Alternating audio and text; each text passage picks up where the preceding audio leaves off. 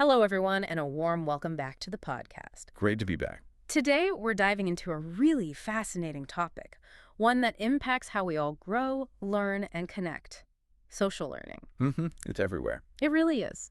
We are continually placed in social learning situations, whether it's at work, in continuing education, or even in our hobbies. Absolutely. And by understanding this powerful process, we can enhance both our social skills and our learning abilities, Which is key. truly reaping the full benefits of every group interaction. Get ready to discover how working with others can be your most effective path to knowledge and growth. Looking forward to unpacking this. Okay, so let's unpack this. Our mission today is really to give you a clear, actionable overview of social learning. Drawing on that source material. Exactly, pulling out the most important nuggets from the material you've shared. We'll explore not just what it is, but crucially, how you can harness its power for your own growth and development. Making it practical. Right. We're really going to tackle the question, how do we transform these ordinary group interactions into, extraordinary learning opportunities? Yeah, that's the goal. So, to set the stage, what exactly is social learning at its core, and why is understanding it so vital for us? Well, what's fascinating, I think, is just how much of our everyday learning already fits this description. Yeah.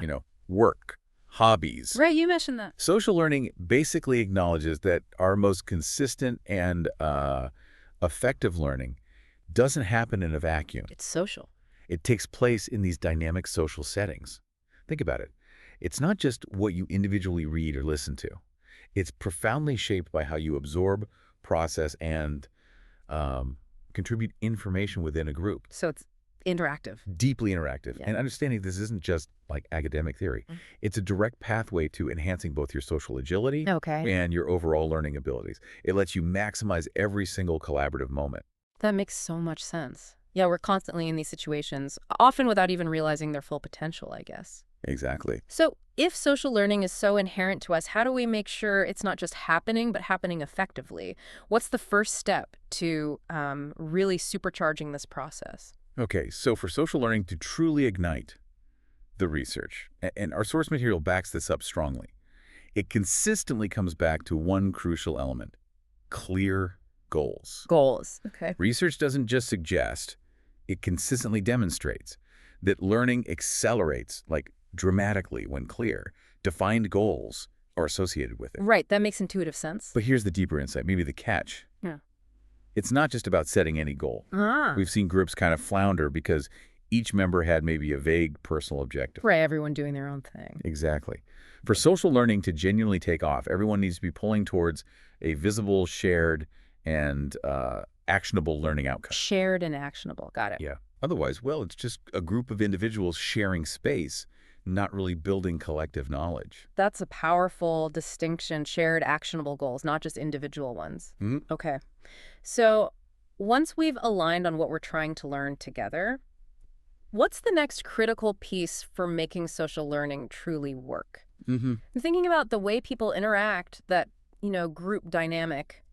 It must be absolutely critical, right? Absolutely. You've hit the nail on the head. Mhm. The success of any group, truly any group. Formal or informal? Yeah. Be it a formal work team, tackling a complex project, maybe a cohort, diving into new software, or even, like you said, informal book club trying to understand a difficult text. Okay. Its success depends entirely on its dynamic. Dynamic means. It refers to those invisible currents of how members interact, how they communicate, collaborate, share. Right. And leaders, and that can really be anyone who steps up within a group, not just the designated person. Sure. Informal leaders, too. Exactly. They have a significant responsibility to establish a strong foundation. Setting the right dynamics in communication, collaboration, and sharing won't just improve general group success. It will dramatically enhance the depth and speed of the social learning that takes place within that group. Okay, so it really shapes the learning potential. It does. And this raises, I think, an important question. How do we actually create that environment, that dynamic, where genuine learning thrives? That's the million-dollar question, isn't it? Let's break down those foundational elements then. When we talk about dynamics, communication immediately leaps to mind. Always. It seems fundamental, obviously, but how does effective communication specifically fuel social learning? What does that look like in practice? You're right. It's utterly foundational. No group can be effective, let alone become a potent learning engine, without constant and effective communication. Constant and effective. Yes. And the key for social learning specifically is open communication. Yeah. This allows all members to actively share raw ideas, half-formed thoughts, insights, without fear or judgment. So psychological safety comes into play. Exactly. This isn't just about encouraging creativity, though it does that too. It directly builds stronger teams by fostering that psychological safety you mentioned, where people feel comfortable taking intellectual risks. Okay. And what about strategies for that? Well, think about those practical strategies. Being positive and respectful, obviously, but also really being open and honest. Adjusting your style for diverse groups is important too. Right, not one size fits all. Definitely not. And giving immediate constructive feedback. These aren't just, polite courtesies. They're functional. They are vital arteries for the flow of knowledge within a group. They enable that learning to happen. I can certainly see how that open dialogue would accelerate learning, yeah. But, okay, beyond just talking, our sources mention collaborating. What does true collaboration look like in a social learning setting? Especially when it comes to absorbing new skills or, say, complex information, how is it different? That's a great distinction. Collaboration isn't just, working together side by side. It's more like a dynamic intellectual dance. Okay. That, when done correctly, genuinely spurs collective success and, importantly for us, deeper learning. So it's active. Very active. Yeah. When you're truly collaborating in a learning context, you should expect and actually embrace many different viewpoints. Embrace the differences. Yes. The diversity of thought and creative approaches this brings is incredibly valuable for social learning. It helps us see problems from multiple angles, Right. Avoids groupthink. Precisely. Huh. And it's crucial never to get people short or dismiss ideas prematurely, even if they sound a bit out there initially. So patience is key. Patience and active listening.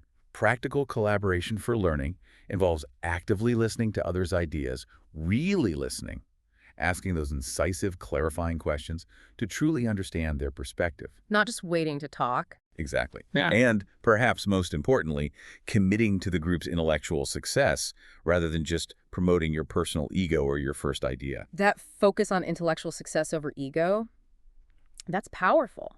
So, okay, we're communicating openly, we're collaborating actively. How do we then make sure we're getting the absolute most out of everyone's unique experience and knowledge? It sounds like we should be talking about sharing of best practices. Indeed. That's the next logical step. A best practice is, well, it's simply a proven method or technique, right? Yeah. Something that consistently delivers positive results. Okay, makes sense. In a social learning environment, the real magic happens when groups move beyond just doing their individual tasks. Right. To actively identifying and sharing these successful approaches. It's about building collective wisdom. So how do groups actually do that effectively? Does it have to be formal? Not necessarily formal, no. You don't need a huge presentation every time. Practical ways can include just having dedicated discussions and meetings. What worked well on this? Simple stuff. Simple, but effective. Leveraging internal social network sites if you have them, sharing quick tips in a team blog or chat, even short internal newsletters summarizing key learnings or successful tactics. Lots of options. The transformative element is that every member has the opportunity to contribute their unique, successful approaches. And crucially, all shared information must be treated with respect. Respect again. It creates that culture where contribution is genuinely valued, encouraging more sharing. Okay, that makes sense. Build a habit. After that rich sharing, the next step mentioned is refining ideas. Yes. What's involved in that continuous growth loop? How do we move from just sharing good ideas to developing truly great solutions, especially in the learning context? Right, because sharing is step one, but then what? Effective groups are, or should be, in a constant state of discovery and refinement. Iteration. Exactly. It's an iterative process. It demands continuous feedback, which then fuels change and continuous growth, leading hopefully to better and better solutions or deeper understanding. So feedback is critical here. Absolutely. For social learning, refining ideas means making them not just clearer, but also more specific and more applicable. Sharpening them. Sharpening them is a good word. Think of it as sort of collective metacognition, the group thinking about its own thinking, its own ideas. Okay, how? What are the methods? Well, methods can include structured brainstorming sessions, maybe where no idea is initially judged. Get everything out there. Get it all out. Followed by group discussions to identify the most promising paths or combine elements. Sometimes it means narrowing a topic if the initial ideas are just too broad. Focusing in. Focusing. Or rigorously asking those who, what, where, when, and why questions about each promising idea to really clarify assumptions and implications. Probing deeper. Exactly. The important thing, really, is that everyone feels involved and is actively participating in this refining process.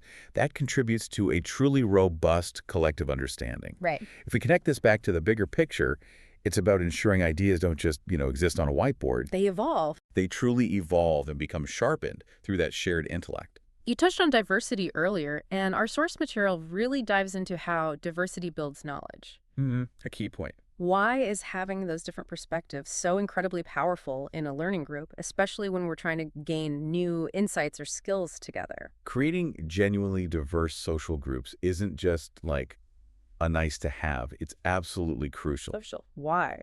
Because diversity fundamentally builds deeper knowledge. It challenges the group to grow, it pushes boundaries, and ultimately makes teams far more resilient and insightful. How so? Well, the benefits come directly from mixing people with distinct cultures, varied skills, different backgrounds, unique strengths. A real mix. A real mix. This could mean combining someone with deep academic understanding of a subject with another who has extensive real-world application experience, or... Theory and practice. Exactly. Or even blending people from different levels within an organization, people who see the problem or the topic from completely different vantage points. Different perspectives. This mix actively prevents the stagnation and, frankly, the stifled creativity that often happens when groups are too homogenous, when everyone thinks alike. Right, the echo chamber effect. Precisely. Diverse perspectives expose blind spots, they challenge assumptions, they force us to question the status quo, and they lead to more robust, often more universally applicable solutions. Which is exactly what you want in a learning environment. It's precisely what you want. You want that constructive friction sometimes. Okay. And underpinning all these interactions, especially with all the nuances we're discussing, the communication, collaboration, handling diversity, Yes. are social skills. Now, it might seem like a given, almost too basic to mention. You think so, But our source highlights that these basic social skills are utterly essential. Why is it so important to explicitly mention these seemingly obvious foundations? it's funny. It's precisely because they can seem obvious that they often get overlooked. Yeah. Yet they are absolutely the grease in the gears of any effective social learning interaction. Grease in the gears, I like that. Social settings fundamentally require these basic social skills for interactions to be smooth and productive. And if they're lacking... If they're lacking, even the best intentions for open communication or active collaboration can just fall apart. Misunderstandings happen. Trust erodes. So what are we talking about specifically? We're talking about really fundamental skills like actively listening to others, truly listening, expressing both positive and negative thoughts or feelings, but doing it in a civil, constructive manner. Respectfully, making requests clearly and politely, and something often forgotten, genuinely appreciating and thanking people for their contributions. The basics matter. They really do. These aren't just about being polite. They enable the flow of feedback, the asking of clarifying questions, the building of trust, all vital for a group to learn effectively together. And if someone struggles with these? Well, the good news is, as the source points out, training and just conscious practice can significantly improve these skills. It's learnable. Okay, that's encouraging. And improving them leads to much more fluid and productive group learning interactions. Right. So after exploring all these critical elements, from setting those shared goals, building the right dynamic, communicating, collaborating, embracing diversity, and honing our basic social skills. That's quite a list. It is. What does this all mean for actually putting it into practice day to day? Our source also outlines that there are practical tools that can help us leverage social learning in the real world. Exactly. It's not just concepts. The concepts we've discussed aren't purely theoretical. There are concrete tools and methods out there that really amplify their impact. Okay, like what? Well, our sources highlight several key approaches that facilitate and enhance social learning. These include really established practices like mentoring. Mentoring, okay. Where experienced individuals directly guide others, providing, tailored insights and really speeding up that knowledge transfer. Makes sense. Then there are more modern approaches utilizing social media and not just for cat videos. Right, for learning. For learning. to facilitate rapid communication, sharing of resources, even asynchronous collaboration within learning communities or teams. Interesting. What else? Job shadowing. Still incredibly valuable for hands-on, experiential learning, actually observing experts in action. Seeing it done. Seeing it done. And finally, something maybe less glamorous but crucial. Knowledge management systems. Ah, the databases and wikis. Exactly. Systems for organizing, storing, and making all that collective information readily accessible.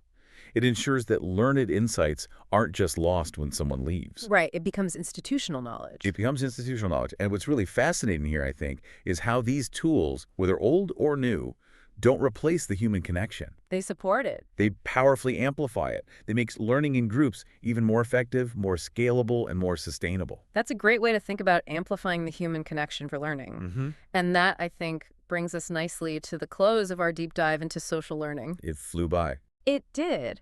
Thank you so much for joining us today. My pleasure. We really hope that you now have a clearer understanding of how to define and use social learning, maybe identify some of its tools. And think about those group dynamics. And even think about how to consciously manipulate group dynamics and culture for better learning outcomes. Remember, the success of any group really does depend on its dynamic. It's foundational. And by embracing diversity, fostering that open communication we talked about, and refining ideas together, well, we can achieve amazing things. Absolutely. If you found this insightful, please show your support by hitting that like button, sharing it with your colleagues and network, Spread the knowledge. and subscribing to our channel for more essential professional development content. Until next time, keep learning and connect.